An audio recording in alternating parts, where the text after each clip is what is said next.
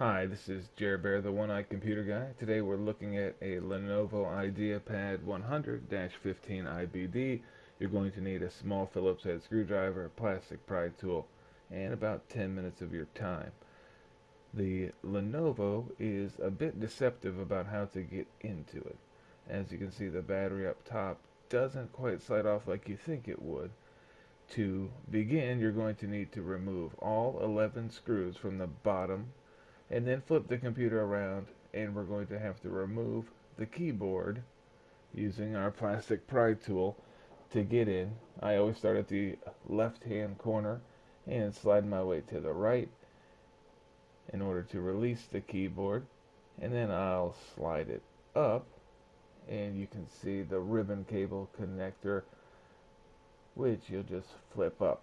And at that point you can fully remove the keyboard, and you'll see there's a few screws we have to get rid of, including one that has the Lenovo void tape right in the center.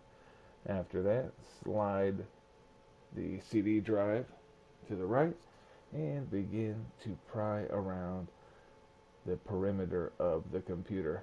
At times you'll have to flip it around the little plastic teeth to open it all the way up.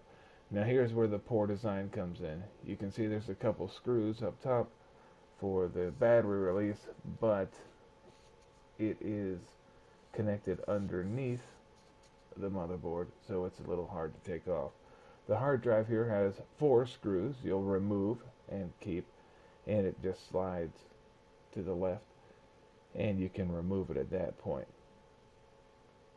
The RAM opens up the traditional way. You pull the prongs out left and right, and it'll slide right out. And going back to the poor design elements of the laptop, you can see the battery cable is buried beneath plastic, which makes it difficult to take out. Here, in order to remove the heatsink and fan and motherboard, there are a variety of screws and one connector that needs to be replaced.